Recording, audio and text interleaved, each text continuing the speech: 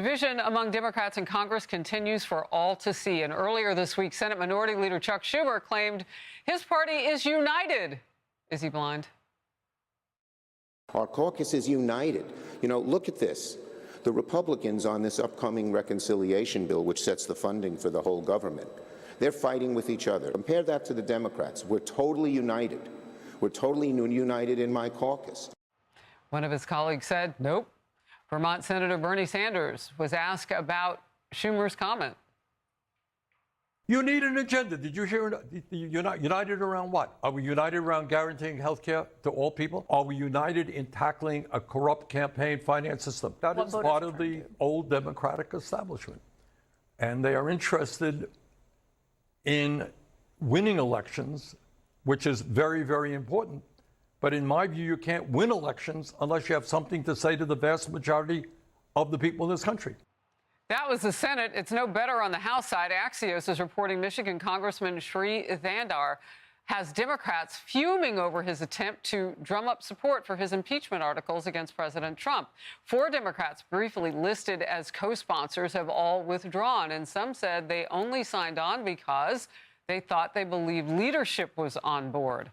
A new op-ed from the Daily Caller titled, "Trump is making Democrats repeat the same fatal mistake," says in part, during Trump's first term in office and the campaign for his second, Democrats beat the same tired political drum. Trump is a fascist dictator, they said. Trump is Hitler, they said. Trump is ending American democracy. The Democratic base loved it. But normal Americans got sick of the doom-saying real fast. And Democrats, though, are doubling down, growing more inflammatory by the day, escalating their apocalyptic rhetoric, and in some cases calling for outright violence. Here's a taste. America has 4 more years with Trump, and we must fight every single day.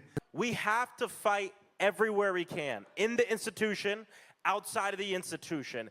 We can defeat Trumpism. There is nothing that can stop us. It's time to fight everywhere and all at once.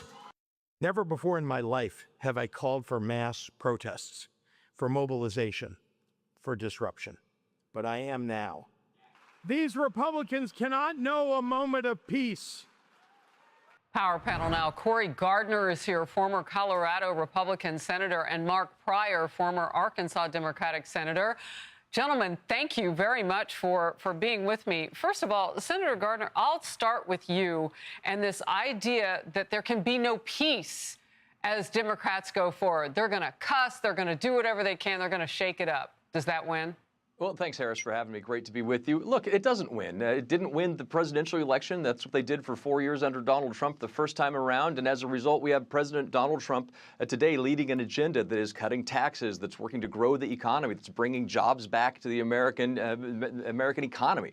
Look, you can't tell the American people to F off when you disagree with them, like members of Congress do. You can't call half the American people traitors like Hakeem Jeffries did because they voted for President Donald Trump. You can't be Bernie Sanders saying we're going to defeat Trumpism when the very people in this country voted both through the Electoral College and the popular vote to elect Donald Trump. So they're united in stupid ideas of opposing an agenda that the American people have embraced. That's exactly what they are doing. And they are losing the American people along the way. Hardworking blue-collar workers from Michigan and beyond who continue to believe in the Trump agenda that puts America first and socialism and their crazy ideas last.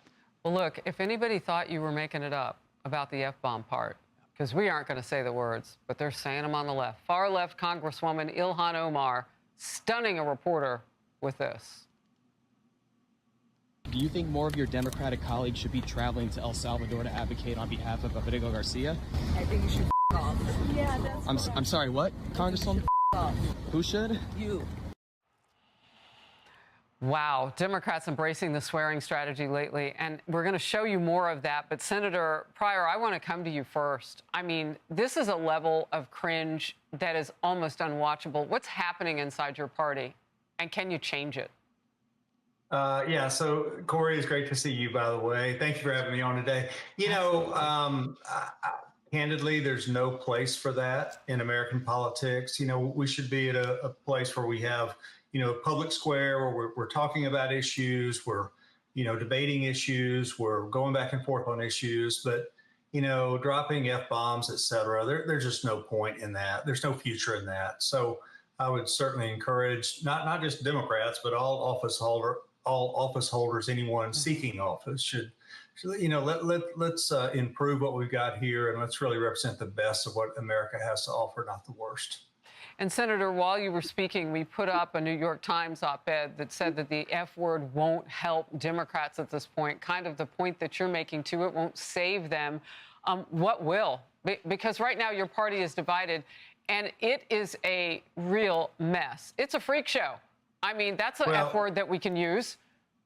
Well, the truth is that both parties have a lot of problems. Both parties are divided right now. One party's in power, though, and they're doing pretty good. So let's stick with the Democrats. I hear what you're saying, but right now they're working on reconciliation. They can't seem to agree on that. That's okay. We know it. They're gonna work through that. Hopefully, from their standpoint, they'll get a bill. I don't know if they do or not, but they'll try, and the process hopefully will work, and we'll see what happens. But Democrats need to be for something, and this is something that we've talked about before. Is that it's one thing to be against Donald Trump, and for a Democrat, it may be an easy thing to be against Donald Trump. But you need to be for things. You need to be for what makes this country great. You need to be for different things we can work on together. I would love to see the president. By the way, I saw the president and maybe Gretchen Whitmer or someone the other day together. I would love to see more of that. I would love to see Democrats and Republicans working together. I'd love the president to reach out, but I'd love for the Democratic governors and senators and congressmen to reach out across the aisle as well and try to get some good things done for this country. Senator Gardner, your response. Well, look, I think the Democrats are for things. We've seen it clearly. They're for letting tax cuts expire. They're for increasing taxes dramatically. They're for wasteful spending at levels that are going to destroy this country. They're for blocking President Trump's nominees. That's what they are for. They are not. They are united in their opposition, and that's a strategy, right? Where they fracture is how to actually deal with the American people who supported a strong Trump agenda, an American first agenda. That's where they fracture. You can't go to places like Colorado and sell a message of Donald Trump versus Donald Trump struggling in America, in Colorado, versus Arkansas. You can't have that same message right now. What sells for Bernie Sanders isn't going to work in the states that elected Donald Trump, and that's exactly what they are struggling to do. That is really interesting. Gentlemen, it has been a pleasure to have both former senators in the Power panel today in Focus. Thank you for your time. Thanks, I look forward to having you back. Like, comment, and follow us on X @PatriotMediaGRP.